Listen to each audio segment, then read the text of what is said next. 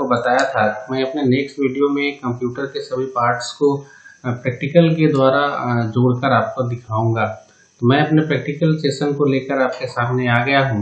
लेकिन इस वीडियो को देखने से पहले अगर आपने हमारा पिछला वीडियो नहीं देखा है तो आपसे रिक्वेस्ट होगा कि आप हमारे प्लेलिस्ट में जाकर हमारा पिछला वीडियो अवश्य देखें, ताकि आपको एक एनिमेशन के माध्यम से कंप्यूटर के पार्ट्स कैसे आपस में जोड़ा जाता है उसको देखकर समझने में आपको आसानी हो। मेरा नाम है गोविंद कुमार और आप देख रहे हैं हमारा यूट्यूब चैनल कंप्यूटर ज्ञान। और ये आप जो अभी देख रहे हैं यहाँ पे, इसमें ये सीपीयू है, ये मॉनिटर है, ये कीबोर्ड है, यहाँ पे दो पावर केबल है, एक माउस है, VGA केबल है, यूपीएस भी है हमारा। इधर आगे मैं आपको वीडियो में दिखाऊंगा उसके बारे में भी। और इसके साथ साथ मैं अब एक एक पार्ट्स के बारे में बताता हूँ कि सबसे पहले ये जो हमारा आपके सामने मैं अभी आपको दिखाऊंगा, ये हमारा पावर केबल, ये हमारा दूसरा पावर केबल, और साथ ही साथ ये हमारा VGA केबल है। VGA केबल मैंने अपने एनिमेशन के वीडियो में बताया था कि दोनों तरफ एक ही तरह का होता है, आप इसको जिधर चाहे उधर से प्रयोग में ला सकते हैं।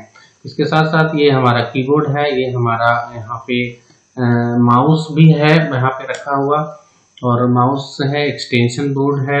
सभी को मैं अभी आपको आपस में जोड़कर आपको दिखाऊंगा। अब मैं कंप्यूटर के सभी केबल को कंप्यूटर के सभी डिवाइस से एक एक करके जोड़ूंगा। सबसे पहले मैं एक पावर केबल को सीपीयू के पावर केबल स्लॉट से लगा दिया, और इसका पिछला हिस्सा सिंपली मैं अभी रख दिया हूँ। और इसके बाद मैं VGA केबल लूँगा, और VGA केबल के एक हिस्से को मैं सीपीयू के VGA केबल के स्लॉट में आसानी से लगाऊंगा।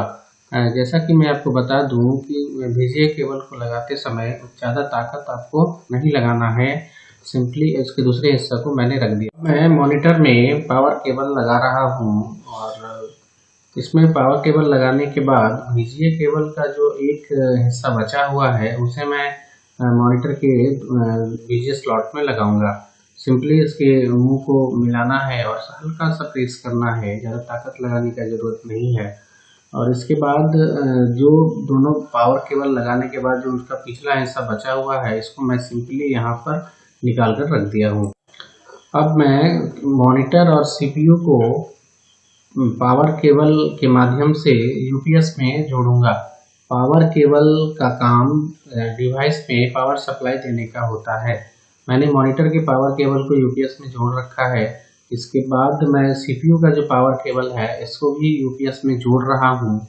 और इस दोनों ही डिवाइस को जोड़ने के बाद मेरा काम अब माउस और कीबोर्ड को जोड़ने का है।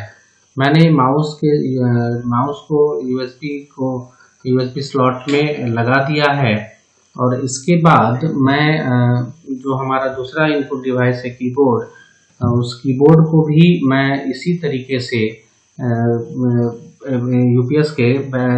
सीपीयू के बैक साइड में जो यूएसबी स्लॉट है उसमें लगाऊंगा। हम कीबोर्ड और माउस को आगे भी लगा सकते हैं, आगे भी एक यूएसबी स्लॉट होता है, लेकिन मैंने एनिमेशन के वीडियो में आपको बताया था कि हम लोग आगे वाला यूएसबी स्लॉट पेन ड्राइव लगाने के लिए छोड़ देते हैं।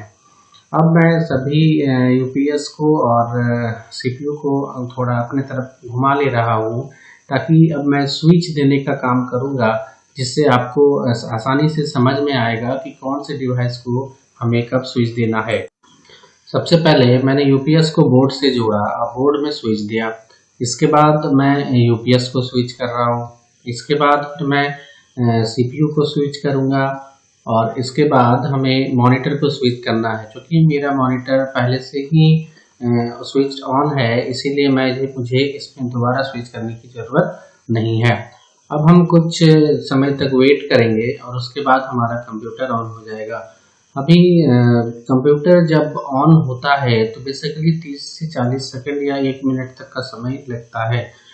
जैसा मैंने एनिमेशन के वीडियो में आपको बताया था कि कंप्यूटर हमेशा बूटिंग मेथड से ऑन होता है। ये बहुत ही इम्पोर्टेंट क्वेश्चन भी है, बहुत सारे कंपटीशन के एग्जाम में भी आता है कि कंप्यूटर किस मेथड से ऑन होता है। तो हमेशा आपको यह बात याद रखनी है कि कंप्यूटर हमेशा बूटिंग मेथड से ऑन होता है।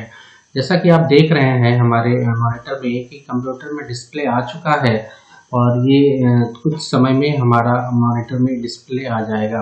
ये आप जैसा कि आप देख रहे हैं कि हमारा कंप्यूटर अब ऑन हो चुका है। मैंने माउस को पकड़ा, उस पर राइट क्लिक करके मैंने डेस्कटॉप का मैं वॉलपेपर चेंज करने का प्रयास कर रहा हूँ मैं, और ये मैंने इसका वॉलपेपर का चेंज भी कर दिया है। तो ये आपको हमारा कंप्यूटर अब बिल्कुल ऑन हो चुका है।